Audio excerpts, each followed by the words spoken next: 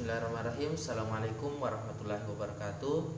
Alhamdulillahirrabbilalamin. Wabihi nasta'in wala umurud dunia waddin. Salatu wassalamu ala asyrafil anbiya'i wal mursalin Sayyidina Muhammadin wa ala alihi wa sahbihi ajma'in, amma ba'd. Alhamdulillah, ananda sekalian, santri MTS Asadia Putra 2 Pusat Sengkang, dalam hal ini peserta diklat SAR, yang semoga semuanya dirahmati oleh Allah Subhanahu wa taala. Alhamdulillah, kita ucapkan sebagai bentuk syukur kepada Allah Subhanahu wa taala, serta salawat dan salam kepada junjungan kita Nabiullah Muhammad sallallahu alaihi wasallam, nabi yang menjadi pejuang kemanusiaan sejati dan suri toladan yang baik untuk kita semua. Ananda sekalian, peserta di kelas SAR MTS Asadia Putra 2 Pusat Sengkang, semoga semuanya senantiasa dilindungi oleh Allah Subhanahu wa taala dari berbagai macam penyakit dan senantiasa diberikan kesehatan. Jadi karena wabah penyakit COVID-19 yang melanda dunia, sehingga kita tidak bisa melakukan pertemuan secara langsung. Walaupun via online, namun ini tidak mengurangi semangat kita untuk belajar serta mengetahui bagaimana PMI itu, bagaimana PMIR itu, serta bagaimana cara melakukan pertolongan kepada korban. Baik, saya diamanahkan untuk membawakan materi dasar-dasar pertolongan pertama. Dasar berarti sesuatu yang paling dasar atau yang paling perlu kita ketahui sebelum lanjut lebih jauh. Jadi pertama, mungkin ada yang bertanya di rumah masing-masing, apa sih sebenarnya pertolongan pertama itu? Terutama yang baru ya, apa sih pertolongan pertama itu? Jadi pertolongan pertama yaitu pemberian penanganan segera kepada korban cedera atau korban kecelakaan yang memerlukan penanganan medis dasar. Jadi muncul lagi pertanyaan, pemberian pertolongan segera kepada korban yang memerlukan penanganan medis dasar. Apa sih medis dasar itu? Kami akan menjelaskan. Jadi medis dasar itu adalah tindakan perawatan berdasarkan ilmu kedokteran yang dapat dimiliki oleh semua orang, termasuk nanti Ananda semua peserta di kelas SAR. Jadi Ananda semua nanti akan diberikan pengetahuan tentang medis dasar. Medis dasar yaitu ilmu tindakan perawatan berdasarkan ilmu kedokteran. Jadi nanti kita akan mempelajari bagaimana cara membersihkan luka, bagaimana caranya untuk membalut luka, bagaimana caranya untuk menangani patah tulang, bagaimana caranya menolong teman kita ketika jatuh dari sepeda, jatuh dari tangga dan lain sebagainya. Ada nanti penanganan yang akan dilakukan. Jadi untuk pengertian pertolongan pertama saya rasa semuanya sudah tahu, semuanya sudah paham. Kemudian selanjutnya kita pindah ke tujuan dari pertolongan pertama itu. Jadi yang pertama, tujuan pertolongan pertama yaitu menyelamatkan jiwa penderita. Jadi itu yang paling utama ketika kita mau ada korban kecelakaan. Tujuan utama menolong itu adalah menyelamatkan jiwa penderita, dan disitulah letak kemuliaan kita sebagai anggota Palang Merah, karena kita ini mau menyelamatkan jiwa seseorang. Ketika kita sudah menyelamatkan jiwa seseorang, maka disitulah letak kepuasan tersendiri yang dimiliki oleh seorang relawan. Dari segi sosial kemanusiaan itu sangat dianjurkan dan sangat diperlukan. Begitupun dalam agama kita. Agama kita kan kita apalagi namanya, diperintahkan untuk saling tolong menolong sesama manusia. Kemudian selanjutnya, yang pertama tadi menyelamatkan jiwa penderita. Kemudian yang kedua yaitu mencegah cacat. Kalau misalnya ada orang tiba-tiba jatuh dari sepeda, kakinya patah. Jadi tujuannya yaitu kita menolong supaya korbannya itu tidak cacat. Makanya ada yang namanya pembidaian. Pembidaian nanti akan dijelaskan di materi selanjutnya. Jadi kita melakukan pembidaian itu supaya kaki yang patah itu tidak cacat selamanya. Makanya ada pertolongan yang kita berikan dan tujuannya seperti itu. Kemudian yang ketiga, memberikan rasa aman dan nyaman dalam proses penyembuhan. Jadi menolong itu bukan hanya sembarangan.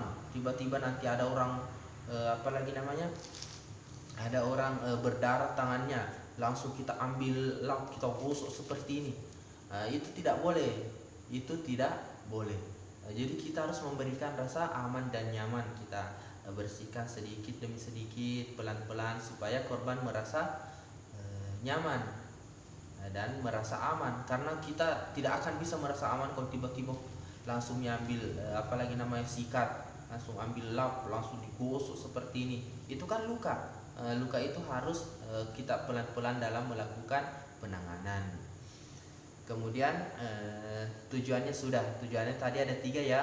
Yang pertama menyelamatkan jiwa penderita, yang kedua mencegah cacat, dan yang ketiga adalah memberikan rasa aman dan nyaman. Kemudian dalam melakukan pertolongan pertama itu ada dasar hukum dalam pertolongan pertama. Yang pertama yaitu pasal 531 KUHP. Pasal 531 KUHP ini yaitu pelanggaran tentang orang yang perlu ditolong. Kalau misalnya ada orang, kita bisa menolong orang itu namun kita tidak menolong, maka kita bisa dikenakan sanksi. Kita bisa dikenakan sanksi berdasarkan pasal 531 KUHP. Tetapi kalau misalnya kita sudah menolong kemudian korbannya meninggal, maka kalaupun korbannya meninggal, kita tetap dilindungi juga oleh undang-undang itu. Kita dilindungi oleh undang-undang karena kita sudah melakukan pertolongan, namun memang takdirnya sudah begitu, akan meninggal. Jadi seperti itu. Kita kalau kita bisa menolong, upayakan kita tolong. Kalau tidak bisa, memang ragu, panggil dan minta bantuan. Seperti itu. Begitupun PMR ya. Kalau PMR, terutama PMR Madya untuk MTS, itu memang belum terlalu dianjurkan untuk melakukan pertolongan pertama sendiri. Harus minta bantuan orang dewasa kalau memang kasusnya besar. Tetapi kalau misalnya teriris pisau, jatuh agak lecet sedikit, itu boleh, sudah boleh melakukan penanganan pertolongan pertama. Kemudian yang kedua, dasar hukumnya yaitu pasal 322 KUHP. Jadi di sini pasal 322 KUHP di sini membahas tentang dalam proses penyelenggaraan medis kita harus menjaga kerahasiaan medis. Maksudnya di sini kita harus menjaga rahasia korban yang kita tolong. Jangan sampai misalnya ada apalagi ya, misalnya ada cacat pada bagian-bagian tertentu di tubuh korban dan menjadi aib mungkin. Jadi itu tidak boleh kita ceritakan. Misalnya sudah kak tolong si A, ternyata ada anunya di punggung belakangnya, ternyata modelnya begini. Itu semua tidak boleh kita lakukan karena kita bisa saja dituntut pasal 322 KUHP. Kemudian selanjutnya yaitu alat. Saya rasa untuk dasar hukum sudah ya, kita sudah masuk ke alat. alat pelindung diri atau biasa disebut dengan APD. Jadi alat pelindung diri ini berfungsi untuk melindungi diri penolong supaya terhindar dari penyakit menular jika korbannya memiliki penyakit menular. Seperti itu. Karena penularan penyakit itu bisa melalui berbagai macam tempat, bisa melalui melalui berbagai macam anggota tubuh, misalnya melalui hidung, melalui mulut, mata, telinga, dan termasuk sebenarnya kulit, karena bisa menyerap ke dalam pori-pori. Jadi seperti itu, makanya kita perlu yang namanya APD, alat pelindung diri. Alat pelindung diri yang pertama yang kita perlukan adalah sarung tangan latex atau karet. Ini sangat perlu ya, sangat perlu. Kenapa? Karena kita mau menyentuh korban. Kalau misalnya pada saat kita menyentuh korban, maka kita harus menggunakan ini supaya kalau misalnya ada darahnya ataupun ada air liurnya ataupun cairan-cairan dalam tubuh yang keluar itu, kita bisa terhindar dari terkena kontak langsung dengan kulit kita, seperti itu. Kemudian yang kedua yaitu kacamata pelindung. Kacamata pelindung itu mirip ya dengan kacamata renang, tidak sama dengan yang saya pakai ini. Kacamata pelindung itu sampai di sini ya, tertutup semua sampai di samping-sampingnya. Jadi tidak bisa masuk cairan atau melalui sampingnya ini semua karena tertutup. Jadi ini ya, saya sudah pakai sarung tangan latex atau sarung tangan karet. Kalau misalnya sarung tangan kain itu tetap bisa tembus ya, kali ini tidak. Tadi yang kedua kacamata ya. Kenapa kita harus pakai kacamata? Karena itu virus bisa menular melalui mata. Kemudian selanjutnya yang ketiga yaitu masker. Masker kan sudah tidak asing lagi sekarang. Kita sudah sering menggunakan masker di aktivitas sehari-hari kita supaya terhindar dari virus corona.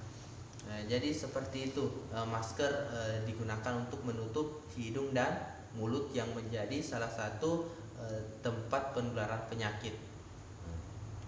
Kemudian selanjutnya yaitu baju pelindung. Baju pelindung yaitu biasa kita nonton TV, kalau misalnya mau dioperasi, ada itu baju yang digunakan warna hijau-hijau muda atau warna putih. Itu adalah baju pelindung namanya. Biasanya terbuat dari benda-benda yang tidak menyerap air, supaya misalnya kalau ada percikan darah, ada percikan cairan tubuh korban itu tidak langsung menembus dan menyerap ke dalam kulit. Kemudian yang terakhir yaitu helm. Kenapa kita perlu helm? Karena helm itu biasa kita gunakan pada kondisi-kondisi tertentu. Misalnya pada gempa bumi. Kalau misalnya gempa bumi kita perlu helm ya, kalau misalnya menolong korban, jangan sampai ada runtuhan bangunan yang jatuh mengenai kepala, itu bisa langsung pecah kepala kita. Kalau ada helm ya aman-aman saja. Seperti itu. Kemudian selanjutnya ketika kita sudah lengkap, alat pelindung diri kita sudah lengkap, maka selanjutnya kita siap untuk melakukan pertolongan. Namun sebelum melakukan pertolongan tidak boleh kita langsung menolong seseorang itu. Kita lihat kecelakaan langsung kita datang ke sana langsung membalut, langsung membidik, tidak. Kita harus meminta persetujuan tindakan pertolongan. Ada dua ya. Yang pertama yaitu persetujuan tersirat. Yang kedua persetujuan yang tidak dinyatakan. Maksudnya di sini persetujuan tersirat yaitu apalagi namanya, bisa korbannya sudah pingsan, sudah tidak sadarkan diri, kemudian hanya kita dan korban itu bisa kita langsung saja menolong karena sudah tersirat bahwa korbannya harus ditolong dan kita bisa menolong, jadi harus dilakukan penanganan. Kemudian yang kedua, persetujuan yang dinyatakan. Maksudnya di sini kita tanya korbannya, saya misalnya dari PMR, MT Sasadia Putra 2 Pusat Sengkang mau menolong bapak atau ibu. Kemudian orangnya mengatakan oh iya silahkan, itu namanya persetujuan yang dinyatakan. Oke, lanjut. Namun setelah kita dapat persetujuan, kita harus tahu dulu, kita harus tahu lagi sebenarnya kewajiban pelaku pertolongan pertama, yaitu pertolongan pertama itu apa. Yang pertama, menjaga keselamatan diri, orang lain, serta penderita ataupun orang yang berada di sekitar. Jadi itu ya, sebenarnya menjadi prioritas utama adalah diri kita, kemudian korban, orang lain yang berada di sekitar kita, itu semua. Kenapa kita dahulukan diri kita? Karena kalau diri kita apalagi namanya, kalau diri kita tidak bisa terselamatkan, maka bagaimana caranya kita menolong? Misalnya ada orang yang tenggelam, tiba-tiba lari cebur ke sungai, ternyata kita tidak tahu berenang. Makanya kalau misalnya kasusnya seperti itu, maka korbannya akan bertambah. Jadi utamakan dulu keselamatan diri kita. Apakah kita tanya dulu, apakah kita bisa berenang? Kalau misalnya kita bisa berenang, oke, lompat dan tolong. Kalau tidak bisa ya tidak usah. Karena kita yang mau menolong. Jangan sampai kita mau niat kita baik sekali karena pernah belajar bahwa sangat penting untuk menolong orang lain. Tiba-tiba ada orang kecelakaan, ada orang tenggelam, langsung lompat padahal tidak tahu berenang. Ya begitu. Harus kita perhatikan dulu diri kita, kemudian korban. Kita perhatikan korban, keselamatan korban, begitupun dengan orang yang berada di sekitar kita. Oke, kemudian selanjutnya yaitu dapat menjangkau penderita. Maksudnya di sini kita bisa melakukan pertolongan dengan menjangkau penderita. Kalau misalnya korbannya berada di tepi jurang, ya usahakan bawa dulu ke tempat lain yang bisa kita jangkau dengan mudah dan bisa kita lakukan pertolongan di tempat itu. Kemudian selanjutnya itu mengenali dan mengatasi masalah yang mengancam nyawa. Kalau misalnya di tengah jalan korbannya kecelakaan, maka bawa dulu ke tepi jalan dan mengetahui permasalahannya juga. Kalau misalnya patah tulang, ya hati-hati sekali dalam proses mengangkat korban. Jangan langsung ditarik saja seperti itu, tidak boleh. Kemudian selanjutnya meminta bantuan atau rujukan. Jadi terutama yang PMR ini, kita harus kalau kecelakaannya memang sudah banyak darah, ya harus diminta bantuan dulu ke orang yang dewasa atau yang lebih bisa, karena kita dikhawatirkan nanti bisa membahayakan korban. Kemudian selanjutnya melakukan pertolongan secara cepat dan tepat. Harus cepat dan tepat ya, tidak boleh juga cepat tetapi tidak tepat. Karena buru-buru naliaknya ada darah, kepalanya yang dibungkus, dibalut, padahal sebenarnya tangannya yang berdarah. Seperti itu. Harus cepat dan tepat. Kemudian selanjutnya membantu pelaku pertolongan pertama yang lain. Kalau misalnya selasemi kita, misalnya ada 2 korban, selasemi itu kita bantu juga yang lain. Kemudian mempersiapkan penderita untuk transportasi. Kalau korbannya parah kecelakaan,